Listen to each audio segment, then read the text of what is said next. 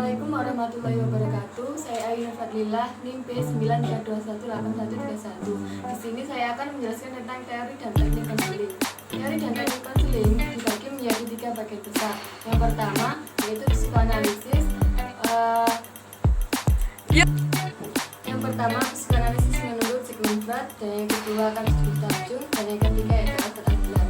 Selanjutnya yaitu behavior yang dibagi menjadi 3 yaitu RIBT, CBT, dan RIT. Dan yang ketiga yaitu humanistik. Di humanistik ini dibagi lagi menjadi beberapa yaitu Gestalt, realitas, feminis, family, eksistensial, dan analisis transaksional. Dan yang terakhir saya akan menambahkan yaitu terapi Islam. Yang pertama saya akan menjelaskan tentang teori psikoanalisis. Teori psikoanalisis merupakan teori yang berusaha untuk menjelaskan tentang hakikat dan perkembangan kepribadian manusia. Dan yang pertama saya akan menjelaskan teori psikoanalisis menurut Sigmund Freud. Secara garis besar, teori ini menyatakan bahwa kesadaran pada individu memiliki peran yang utama dalam diri seseorang. Menurut Sigmund Freud, struktur kepribadian dibagi menjadi 3. Yang pertama yaitu id, yang kedua ego, dan yang ketiga superego. Yang pertama id yaitu sistem dasar kepribadian atau libido yang meliputi insting manusia seperti seks dan agresi. Yang kedua yaitu ego, tidak dibawa sejak lahir tetapi berkembang seiring dengan hubungan individu dengan lingkungannya. Ego ini menghubungkan individu dengan lingkungannya. Yang terakhir yaitu superego, contoh internal yang terdiri dari kata hati, apa yang seharusnya tidak dilakukan, ego ideal, apa yang seharusnya saya menjadi, dan yang terakhir prinsip moral dan kesempurnaan. Dari psikoanalisis yang kedua yaitu menurut Carl Gustav Jung. Menurut Jung, tingkah laku manusia ditentukan tidak hanya oleh sejarah individu dan rasi, tetapi juga oleh tujuan dan aspirasi.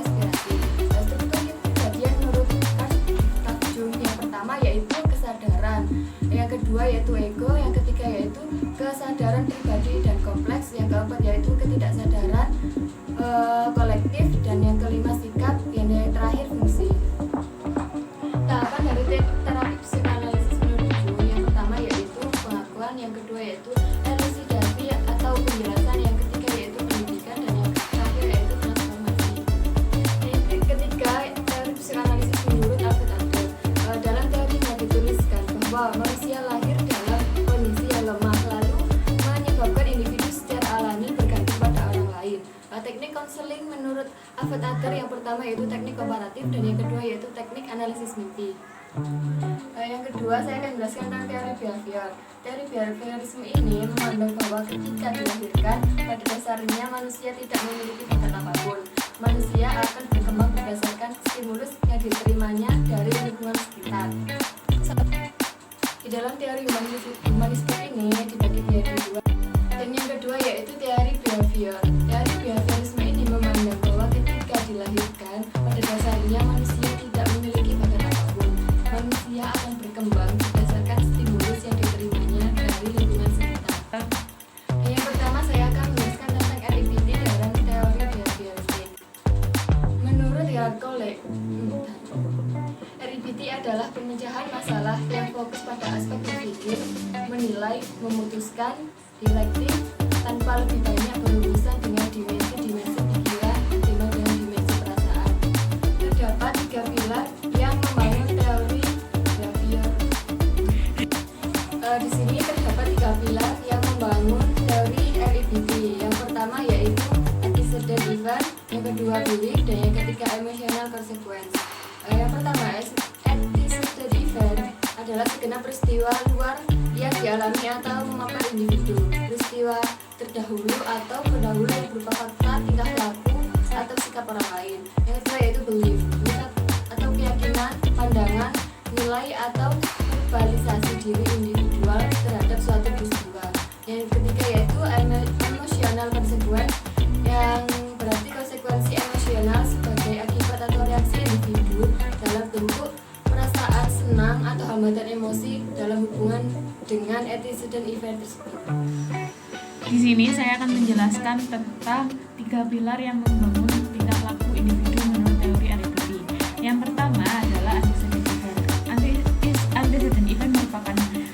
penyebab dari permasalahan yang terjadi pada konseli. Bisa dimisalkan seperti ini. Jika A merupakan antecedent event. Nah, setelah seseorang mendapatkan antecedent event atau penyebab dari permasalahan tersebut, maka seseorang akan memiliki belief atau kepercayaan yang ada pada dirinya yang mendukung apa yang terjadi pada penyebab dari permasalahan tersebut. Nah, setelah mendapatkan antecedent event dan belief, maka seorang individu akan mendapatkan sebuah emotional consequence atau akibat dari belief dan penyebab permasalahan tersebut. Jadi C ini adalah hasil dari penyebab dan belief dari seorang individu. Teori yang kedua, behavior adalah yaitu seperti atau cognitive behavior therapy yang meyakini pola pemikiran manusia terbentuk melalui proses stimulus kognisi respon yang saling berkaitan dan membentuk sebuah jaringan di dalam otak manusia.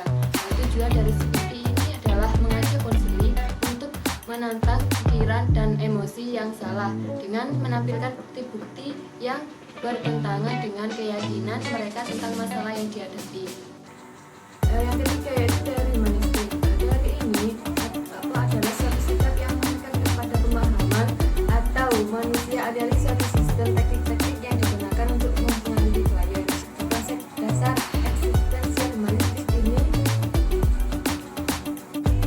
adalah manusia sebagian dikontrol oleh pendapat bahwa signifikan dari keberadaan kita ini tidak pernah, tetapi melainkan kita secara terus-menerus mengubah diri sendiri melalui proyeksi-proyeksi kita.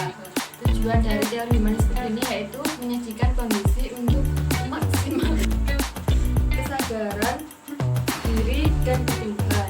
Yang kedua yaitu membantu klien agar bertanggung jawab dan bebas atas arah kehidupan sendiri.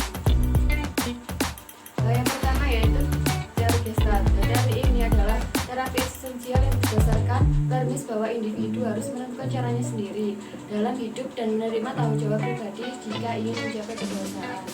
Tujuan dari konseling Gestalt ini adalah mencapai kesadaran atas apa yang mereka lakukan dan bagaimana mereka melakukannya.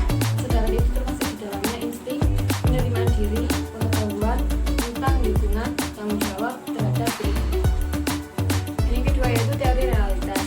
Teori ini menekankan pada pengubahan tingkah laku yang lebih bertanggung jawab dengan merencanakan dan melakukannya. Teori realitas ini bertujuan untuk membantu konseli mencapai identitas berhasil. Fungsi konseli pada teori ini adalah melibatkan diri dalam konseli bersikap dialektif dan didaktif. Yang ketiga yaitu feminis terapi.